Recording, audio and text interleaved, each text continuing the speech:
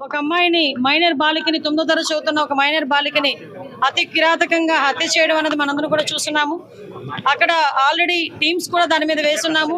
SP గారితో నేను information తెలిసిన వెంటనే ఎస్పీ గారితో నేను మాట్లాడి పొజిషన్ ఏంటని కూడా కనుక్కోవడం జరిగింది. విషయం ఏంటంటే ఏదైతే ఒక అమ్మాయి ఇంతకు ముందు ఆ అమ్మాయిని ఇబ్బంది పెట్టి పోక్సో చట్టం ద్వారా అబ్బాయి జైలుకి కూడా వెళ్ళాడు. మొన్న రిమాండ్ కూడా పంపించారు.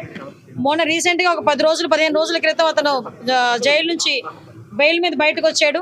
వచ్చిన తర్వాత అమ్మాయిని హత్య చేయడం జరిగింది. దానికి సంబంధించి ఇంచుమించుగా 18 పేజీల వాంగ్మూలం కూడా ఇంచుమించు వాంగ్మూలం ఒక లెటర్ కూడా పెట్టున్నాడు అక్కడ. అతనైతే ఇప్పుడు మనకి పరారులో ఉన్నాడు. ఎట్టి పరిస్థితుల్లోని కూడా పోలీస్ డిపార్ట్మెంట్ అంతా కూడా సుమారుగా 8-9 బృందాలు కూడా ఏర్పాటు చేయడం జరిగింది.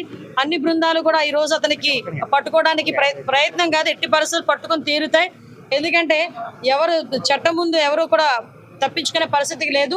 డెఫినెట్ గా ఎవడైతే హత్య చేశాడో అతన్ని ఇమీడియట్ గా మేము పట్టుకునే ప్రయత్నం కాదు, పట్టుకొని తీరుతాం. డిపార్ట్మెంట్ వాళ్ళకి కూడా చాలా క్లియర్ ఇన్స్ట్రక్షన్స్ వెళ్ళి చంద్రబాబు నాయుడు గారు, లోకేష్ బాబు గారు, పవన్ కళ్యాణ్ గారు కూడా దీని మీద ఆరా తీయడం జరిగింది, నాతో మాట్లాడడం జరిగింది. డెఫినెట్ గా ఎట్టి పరిస్థితుల్లోని నిందితుడు ఎవరైతే ఉన్నాడో అతి తొందరగా వీలైతే ఈ రోజు రేపట్లోనే నిందితుడిని పట్టుకుని అరెస్ట్ చేసే పరిస్థితి కొన్నిసార్లు వెనక పడుతున్నారని చెప్పేసి ఫిర్యాదు చేయడం జరిగింది. అయినా సరే పట్టించుకోలేదు. లేదమ్మా, కంపల్సరీగా నిజంగా అదే కనుక జరిగితే, నిజంగా అమ్మాయి దగ్గర నుంచి కంప్లైంట్ వెళ్ళి ఆ పోలీసులు కనుక పట్టించుకోలేదన్న సంగతి తెలిస్తే డెఫినెట్ గా ఏ పోలీస్ అయితే ఆ పోలీస్ మీద చర్యలు తీసుకుంటాం. అందులో అక్కడెక్కడ కూడా బ్యాక్ స్టెప్ వేసే పరిస్థితి లేదు. కానీ మాకు వచ్చిన ఇన్ఫర్మేషన్ ఏంటంటే అటువంటి పరిస్థితి ఏమీ లేదు. చాలా ఆఫ్ సడన్ వచ్చి అతను హత్య చేసి వెళ్ళాడు అన్నది మాకు వచ్చిన ఇన్ఫర్మేషన్. లేదమ్మా, నిజంగానే వాళ్ళ బ్రదర్ కూడా చాలా ఇనిషియేషన్ తీసుకున్నాడు. ఇంతకు ముందు కూడా తను బెంగళూరులో పనిచేసేవాడు. ఇనిషియేషన్ తీసుకుని ఈ అబ్బాయి ఇంచుమించు 26 సంవత్సరాలు, ఆ అమ్మాయిది చూస్తే 13 సంవత్సరాల వయసు. అవతల నిందితుడు ఎవరైతే ఉన్నాడో అబ్బాయిది కూడా 26-27 సంవత్సరాల వయసు. సో ఈ సిచ్యువేషన్స్ లోనే వాళ్ళ అన్నయ్యకి చాలా సేఫ్ గార్డ్ చేశాడు. కానీ దురదృష్టంతో అమ్మాయిని కాపాడుకోలేకపోయారు. కానీ ఎట్టి పరిస్థితుల్లో నిందితుని అయితే డెఫినెట్ గా పట్టుకున్నాం. కంపల్సరీగా చంద్రబాబు నాయుడు గారితో మాట్లాడతాం. ఎటువంటి పరిస్థితుల్లో అమ్మాయి చిన్నపిల్ల, మైనర్ బాలిక, ఆ అమ్మాయికి ప్రభుత్వం నుంచి అందాల్సిన సహాయ సహకారాలు అన్ని కూడా అందిస్తాం మా కుటుంబానికి.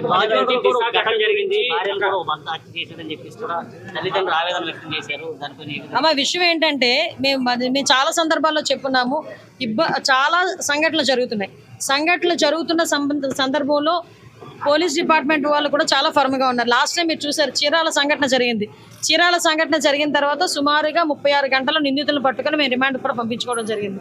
ఎక్కడ ఏమి జరిగినా చాలా యాక్టివ్ గా పోలీస్ డిపార్ట్మెంట్ వాళ్ళు పనిచేస్తున్నారు. ఎక్కడ జరగకుండా ఉండే బాధ్యత కూడా తీసుకుంటున్నాం.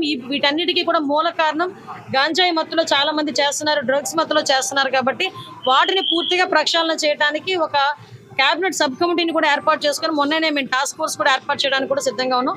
ఒక టోల్ ఫ్రీ నెంబర్ అన్ని కూడా ఏర్పాటు చేస్తాం.